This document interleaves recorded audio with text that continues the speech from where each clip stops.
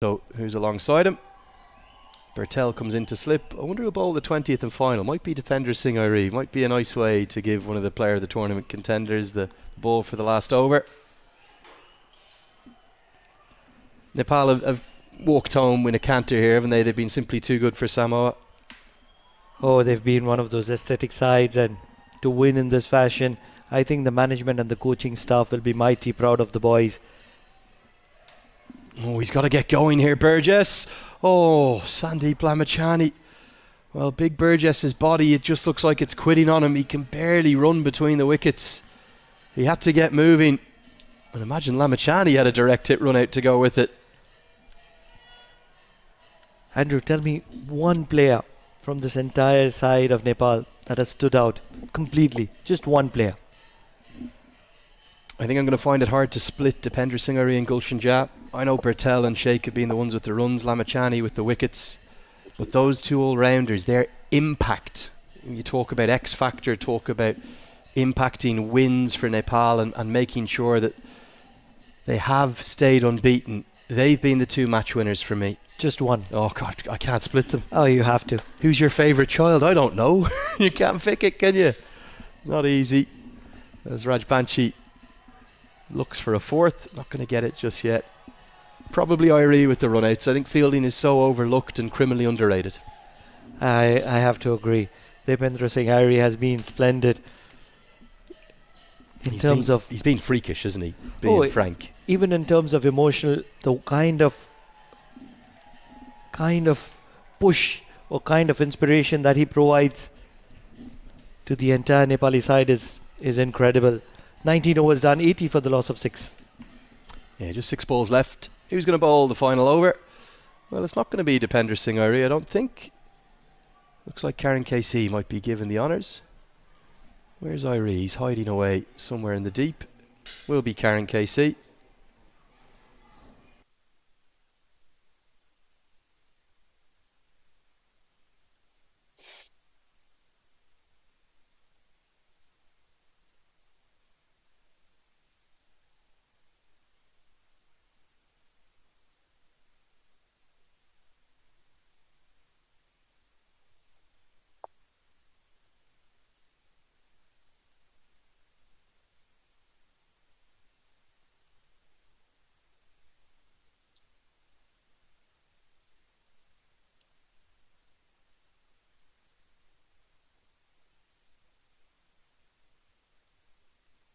Karan KC to bowl the 20th and final, sliced away.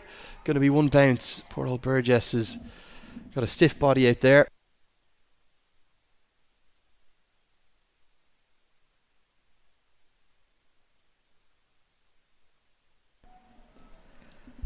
Karan KC bowling the final over for Nepal. Samoa 81 for 6. 1 for 12 in his 19 deliveries that Karan KC has bowled. 131 runs required of 5 deliveries. That's the kind of effort Nepal have. Oh, what an incredible shot. Wonder where that has come from. Ferretti Sululoto. Take a bow. Dancing down the track, hitting it across the line. Massive. An absolute monster. And we're going to have a lost ball. Get a look at this. Get a load of this. Oh, right out of the screws. Up towards the sunset. A beautiful picture being painted. And well, if there's one final image to take from this tournament, that might be it. They haven't had much joy today. That one's nearly gone onto the main road. That man just in front of his car was in trouble for a moment. Can he get another big one? Just 4 balls left. Oh, big swing and a miss this time, as Asif Sheikh's glove work continues to be good. He's been excellent throughout the tournament, and hopefully he hasn't done himself an injury. That would be the last thing that Stuart Law would want after what's been such a good tournament. Ferretti Sululoto was looking to go big once again. Probably the bounce not available to get underneath it. He's okay. Strong lad, Rahul Asher. He's got into the top 10 umpires to feature in a T20I. Yeah, he's been impressive actually, and a big shout out. We need to give a shout out to our umpires, our match officials. Kent Hanham and Hamim Talwar are 2 match referees. The team from ICC East Asia Pacific. All the team from Oman Cricket as well, our scorers, our volunteers, our liaison officers. It's been an excellently run tournament with a pretty tough schedule, a grueling schedule. Everyone's kept their humour, have kept their love of the sport, and I want to thank every single one of them who've been heavily involved. And lastly, and most importantly, our production crew have worked, well, ferocious hours through the heat, and they brought you these pictures as could be a run out chance. KC, he hits. It's not Dipendra Singh Ari, it's the folk hero Karen KC who will run Sulaloto out, and it will be a 7th wicket. It's going to be an exclamation mark on this victory for Nepal. Every time there's a direct hit, 7 stones is the game that I talk about. Dipendra Singh Ari might have played a lot, but Karan Casey has also played the game of 7 stones.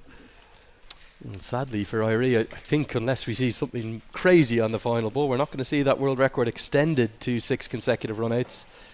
From 6 games, you'll have to be satisfied with 5 from 5, but KC runs out. Sulaloto, he's gone for 7. It's 87 for 7. And for Samoa, it's going to be a heavy defeat for Nepal by the very barest of margins in this tournament. They've stayed perfect, being honest throughout the games against Japan, against the UAE, against Qatar. I think for the majority of all 3 of those matches, they will have felt as though the first defeat was loading. But ultimately, as French comes to the crease, this is going to be the moment. They'll be on their feet across Nepal. It's the winning moment for Nepal, sealed with a top ball. Joyous scenes of celebration, both here in Muscat. The players go diving for a stump to bring home and mark the occasion. The fans are on their feet. They are banging and chanting and dancing. And right the way across the nation of Nepal, across the Himalayas, there will be jubilant scenes, because India, look out. The men, the rhinos, the cardiac kings, they're coming.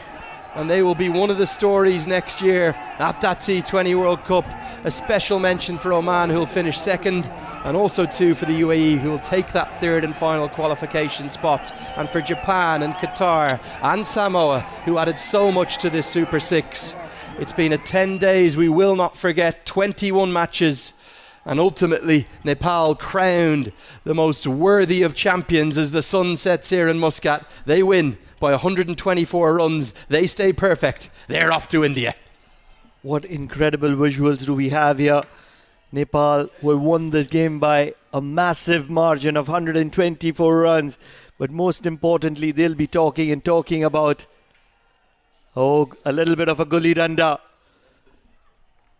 I'm not sure whether you know about that game, but yes, enjoying themselves in the middle. It is the aesthetic Nepalese side that are dancing and celebrating in the middle. Why not?